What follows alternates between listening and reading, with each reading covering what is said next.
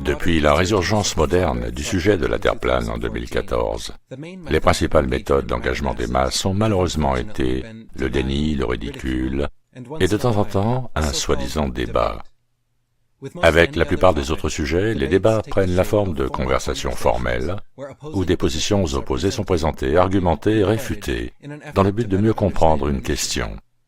Cependant, dans le cas de ce sujet chaud bouillant, étant donné qu'il est largement perçu comme une supposition incorrecte et archaïque de nos ancêtres ignorants, ceux qui s'y opposent ont tendance à faire preuve d'une telle arrogance et d'un tel mépris que les débats ne débouchent généralement sur rien d'autre que des interruptions répétées, des injures, des sarcasmes et des raisonnements erronés.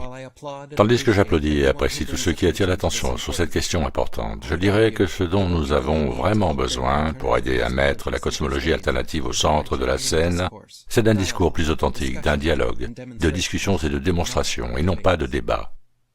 Des platistes comme Nathan Oakley et Austin Whitsitt ont participé à plusieurs débats qu'ils ont ostensiblement gagnés, ce que je trouve admirable. J'ai personnellement accepté 2 débats et ensuite gagné par forfait lorsque le porte-parole de la NASA, Neil deGrasse Tyson, a d'abord accepté de me rencontrer en direct sur le plus grand podcast du monde, The Joe Rogan Show, pour ensuite se dégonfler et annuler le débat après qu'il ait été programmé et annoncé à l'antenne.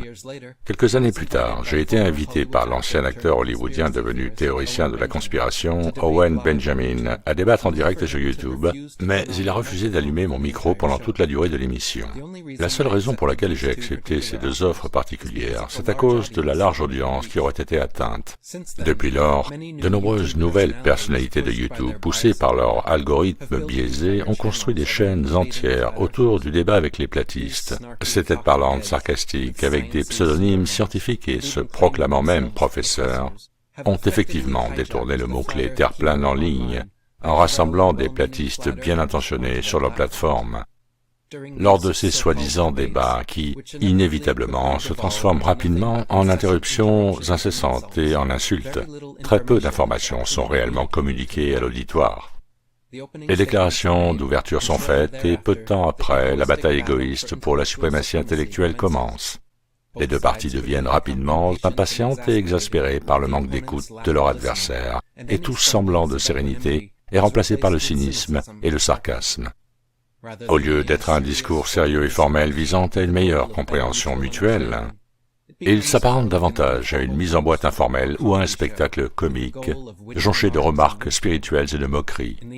À la fin, chacun des 2 débatteurs ne concède ni ne change d'avis, et le public choisit un vainqueur en fonction de la personne avec qui il était d'accord au départ, et non avec celui qui a argumenté la position la plus solide. Donc, qu'est-ce qui est réellement accompli avec ce type de débat? Les platistes bien intentionnés qui apparaissent dans de telles émissions pour s'opposer à ces apologistes professionnels du globe pensent probablement qu'ils font de l'activisme efficace en aidant à éduquer les auditeurs et espèrent éveiller quelques esprits ouverts.